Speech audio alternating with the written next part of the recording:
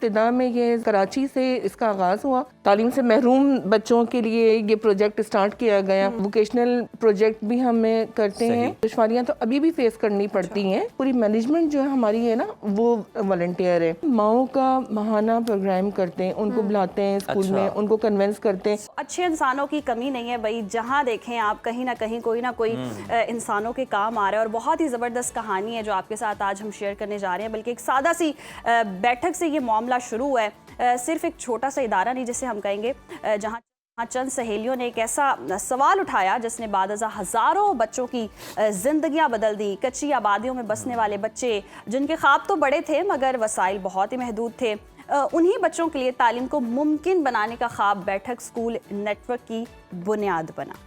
یہ سفر شروع ہوتا ہے بغیر کسی عمارت کے, بغیر فنڈنگ کے اور بغیر کسی رسمی نظام کے, لیکن نیت, عزم اور تسلسل نے اس خیال کو ایک مؤثر تعلیمی تحریک میں بدل دیا. آج ہم اسی متاثر کن سفر پر بات کریں گے اور ہمارے ساتھ موجود ہیں محترمہ اسما فیض صاحبہ, وائس پریزیڈنٹ ہیں بیٹھک اسکول نیٹ ورک کی. اسما صاحبہ, آپ کو خوش آمدید کہتے ہیں پروگرام میں. بہت ہی زبردست آپ کام کر رہی ہیں کچی آبادیوں کے اندر. یہ بتائیے گا, یہ جو بیٹھک اسکول نیٹ ورک ہے, اس کے قیام کا ابتدائی خیال کیسے سامنے آیا, کہاں سے, کس علاقے سے, کس شہر سے یہ شروع ہوا؟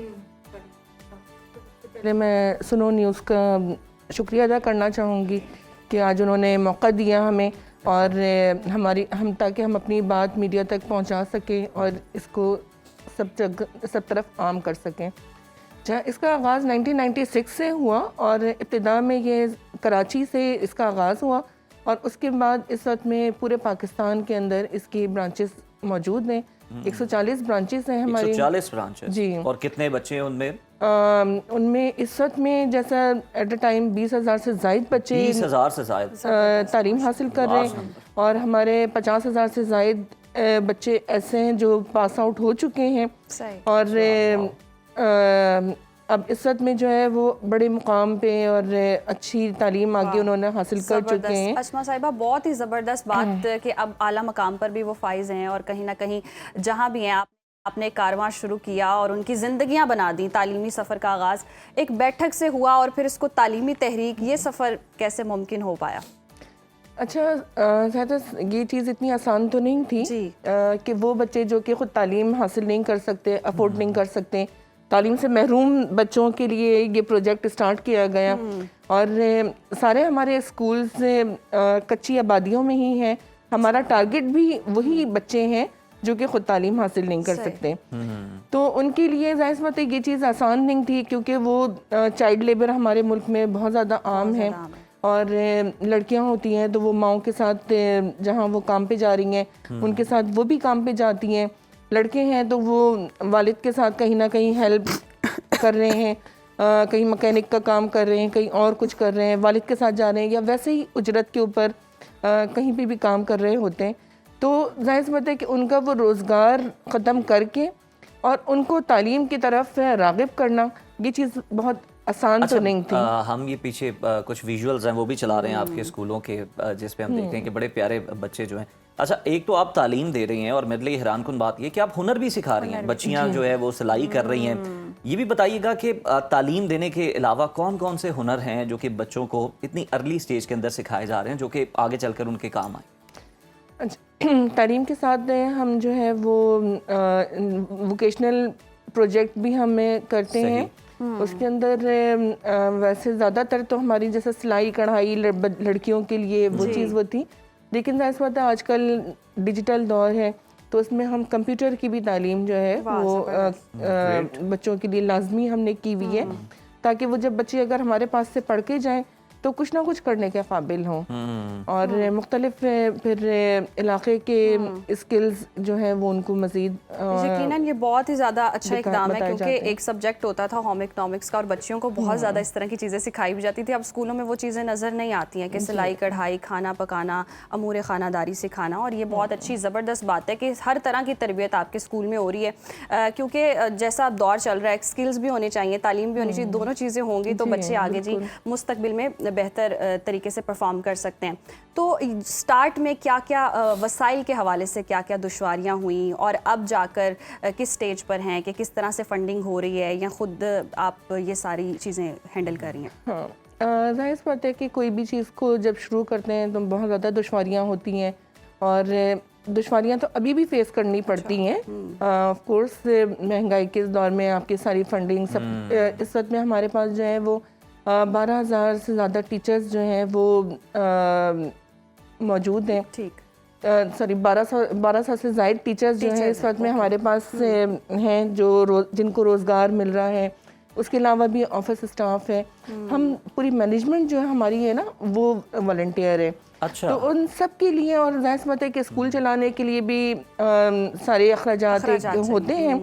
تو الحمدللہ کہ ہمارے جو لوگ میں کہتی ہوں کہ مسلمانوں میں اور پاکستانیوں میں یہ چیز بہت زیادہ ہے کہ وہ جو ہے وہ سخاوت کا جذبہ بہت زیادہ ویلفیئر کرنا چاہتے ہیں. ہمیں یہ بھی بتائیے گا، ہمارے بہت سارے اوورسیز پاکستانی بھی جو ہیں وہ بھی زیادہ پاکستان میں اپنا حصہ اس طرح سے ڈالنا چاہتے ہیں کہ وہ دور بیٹھے ہوئے ہیں، کچھ پاکستان کو پے بیک نہیں کر پا رہے، تو وہ پھر اپنے ڈونیشنز کے ذریعے اور پاکستان کے اور اندر بھی جو ہیں پاکستانی، ہم ان سے بھی یہ اپیل کریں گے اپنے پلیٹ فارم کے ذریعے کہ وہ آپ کا ساتھ دیں. یہ بتائیے گا کہ یہ جو بلڈنگز ہیں یہ رینٹ پہ ہیں، آپ کی اپنی ہیں، بچوں کو کیا کیا آپ پرووائڈ کرتے ہیں، بکس پرووائڈ کرتے ہیں؟ کیونکہ جس آبادی سے بچے آپ کے پاس آتے ہیں ان میں اتنی استطاعت نہیں ہوتی کہ وہ کتابیں خرید سکیں، کاپیز خرید سکیں، اسٹیشنری خرید سکیں.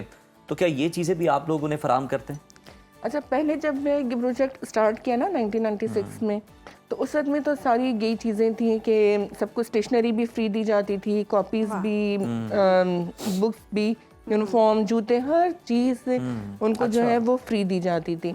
لیکن اب ہم نے جو ہے اس چیز کو، وہ عموماً ہوتا تھا بچوں نے کتابیں پھاڑ دی، جھولا جھولنے کے لیے جو ہے وہ ردی میں بیچ کے آ گئے ہیں، پیچھے گاؤں گئے اور وہاں پہ چھوڑ کر آ گئے.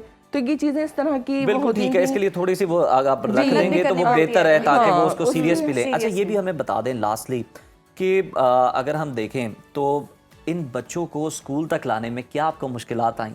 مطلب یہ پیرنٹس کا ہاتھ بٹا رہے ہوتے ہیں، یہ جو چھوٹے بچے ہوتے ہیں، گھروں کے بڑے بھی کہا جاتا ہے ارننگ کچھ نہ کچھ وہ کما کے حصہ ڈال رہے ہوتے ہیں گھر کو چلانے میں. آپ نے کس طرح سے کنونس کرتے ہیں ان کے پیرنٹس کو کہ وہ اپنے بچوں کو اسکول بھیجیں؟ اچھا، ہمیں ہے نا یعنی کہ ظاہر سی بات ہے کہ یہ چیز بہت آسان نہیں ہوتی ان کا روزگار ختم کروا کے. ابھی بھی جو ہمارے پاس بچے تعلیم حاصل کر رہے ہیں ان میں بہت سارے بچے پارٹ ٹائم میں اسکول سے فارغ ہونے کے بعد کہیں نہ کہیں وہ روزگار کے لیے جاتے ہیں. اور یہ چیز اس طرح سے پھر ہمیں وہ کرتے ہیں کہ ہمیں نا ماؤں کا ماہانہ پروگرام کرتے ہیں، ان کو بلاتے ہیں اسکول میں، ان کو کنونس کرتے ہیں. پہلے تو ہمارا مطلب یہ کمیونٹی کے افراد جو ہیں وہاں پہ گھر گھر جا کے ان کو سمجھاتے تھے، اور اب جو ہے وہ ہمیں ابھی بھی یہ چیز کرنی پڑتی ہے. لیکن یہ ہے کہ اب الحمدللہ کہ تھوڑا سا وہ ہے، اور لوگوں کو ورڈ آف ماؤتھ بھی کافی ہے. جن کے بچے پڑھ لکھ کے کچھ بن گئے ہیں وہ آگے بھی بتاتے ہیں کہ بہت زبردست کام ہے اسما صاحبہ، اور آپ اسی طرح سے اس کو جاری رکھیں، بلکہ ایکسپینڈ کریں، اور لوگوں سے بھی ہم کہیں گے کہ وہ آپ کا ساتھ دیں، آپ کے ساتھ شامل ہو اس مشن کے اندر. ماؤں کو جو ہے بچوں کی جو مدرز ہوتی ہیں ان کا ماہانہ پروگرام کرتے ہیں، ان کو اویئر کرتے ہیں، اور ہم ان کی بھی تربیت کرتے ہیں. جو ٹیچرز ہمارے پاس آتی ہیں کیونکہ وہ بھی اسی ایریاز سے ہوتی ہیں، تو ہم ان کو بھی ان کی بھی تربیت کرتے ہیں، اور پھر الحمدللہ بالکل تعلیم بھی دے رہے ہیں اور سائیکولوجیکلی والدین کو بھی کنونس کر رہے ہیں، بتا رہے ہیں. بہت شکریہ اسما صاحبہ آپ کے وقت کا، اور بہت زبردست کام ہو رہا ہے. اور یقیناً یہ ہمارے جو بچے ہیں وہ مستقبل ہیں، اور ان پر اتنی ایفرٹ کرنا، محنت کرنا، تو اس سے بڑا تو کوئی کام ہو ہی نہیں سکتا. اور یہ وہ بچے ہیں ماہم جنہیں نگلیکٹ کر دیا جاتا ہے اور انہیں کارآمد سمجھا ہی نہیں جاتا معاشرے کے لیے. اور ایسے بچوں کو، اور سب سے خوبصورت بات یہ کہ عزیر ہر کسی کو ہوتا ہے، ہر والدین یہ چاہتا ہے کہ ان کے بچے اچھی سے اچھی تعلیم حاصل